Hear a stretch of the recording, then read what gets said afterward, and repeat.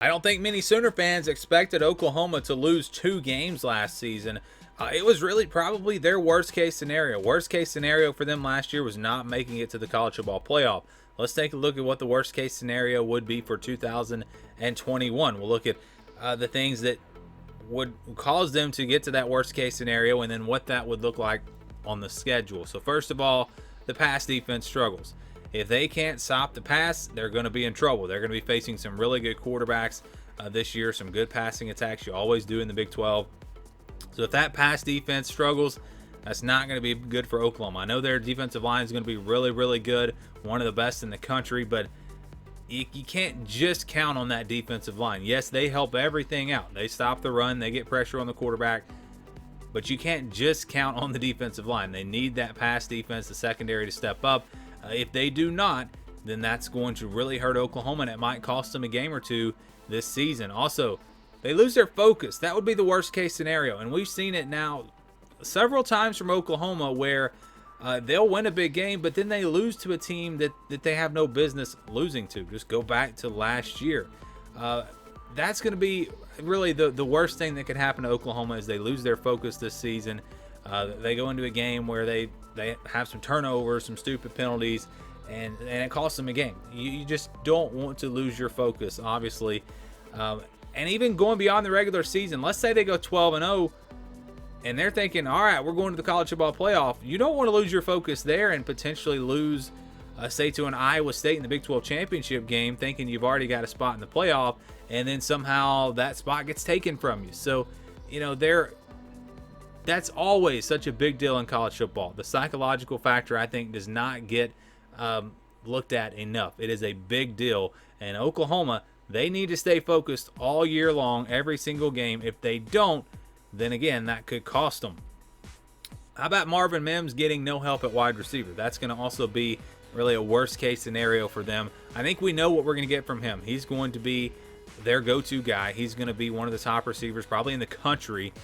Is he going to get some help? Is Jaden Hasselwood going to step up? A Theo Weiss, a Drake Stoops, one of the young guys. He's going to need some help because they're not going to be able to just go to Marvin Mims all the time. And I feel like the wide receiver position is they have a lot of talent at wide receiver at Oklahoma, but I just feel like they haven't really lived up to their potential as of late. And if they can't live up to that potential again this year, and they're putting everything on Marvin Mims, it's going to really take away from what this offense could be. So that would be, again, a worst case scenario. Also, injuries. It's really, the case for every single team. And it was kind of hard to come up with these things for Oklahoma. I really think it's going to be a great year for the Sooners. But injuries could play a big factor. Spencer Rattler going down would be devastating for them. Marvin Mims going down would be devastating, losing your go-to receiver. They're pretty set. They're deep at running back. I think the offensive line's pretty deep as well. Defensive line's pretty deep, but what if you lose some guys in the secondary? You go back to last year, not necessarily just injuries, but also guys that were suspended.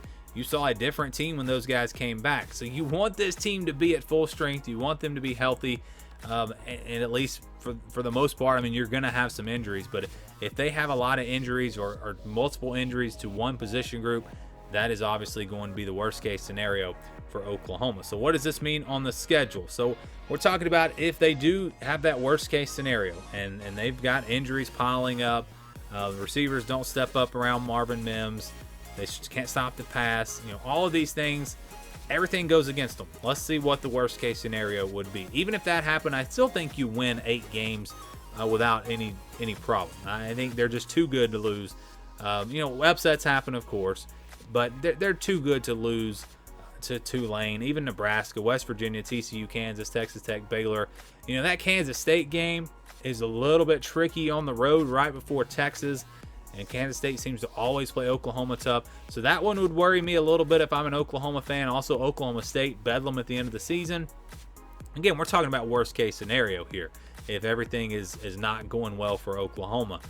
So if they do have that worst case scenario, I still think out of these 4 games, they're good enough to split the 4 games. So I don't know which ones. It doesn't really matter here. But if you split those 4 games, it's still a 10-2 season for Oklahoma. So to me, that's the worst case scenario. Just like last year, losing 2 regular season games being enough to keep you out of the college football playoff. Even if they were to win the Big 12 championship, I don't really see them getting into the playoff with 2 losses unless they get a lot of help. So once again, the worst case scenario for Oklahoma would be 2 losses and missing out on the college football playoff in 2021.